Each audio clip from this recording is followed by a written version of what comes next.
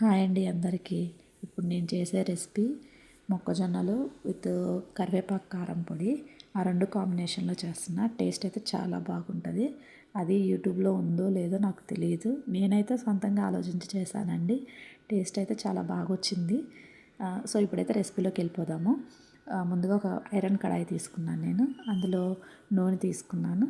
Plus నెయ్యి కూడా కొంచెం తీసుకున్నాను. కొంచెం ఆయిల్ ఫ్రై అయిన తర్వాత ఇలా తాలింపు గింజలన్నీ వేసుకున్నాము. ఇది స్నాక్స్ లాగా కూడా బాగుంటుందండి.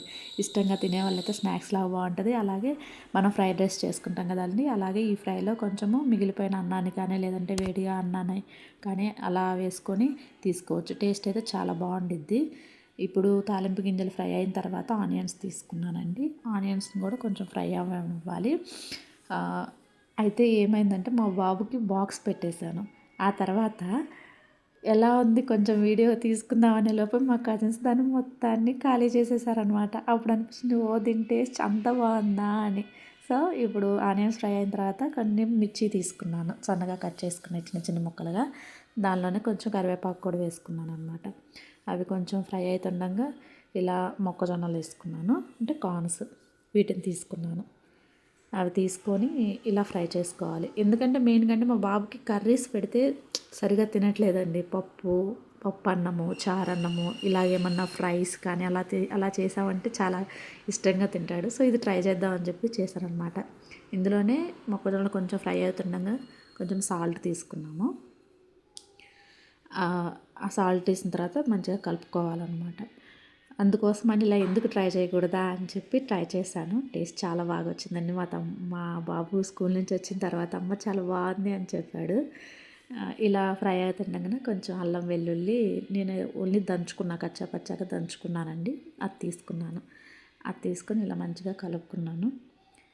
మంచిగా ఫ్రై అవుతుండగానే ఆ స్మెల్ అయితే చాలా బాగా వచ్చిందండి. ఎంత మంచిగా అంటే అంత మంచిగా వచ్చింది స్మెల్.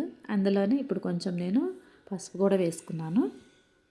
ఇవన్నీ మంచిగా ఫ్రై అయిన తర్వాత ఫ్రై అవుతుండగా ఇందులో కొంచెం కొత్తిమీర కూడా వేసుకున్నామండి.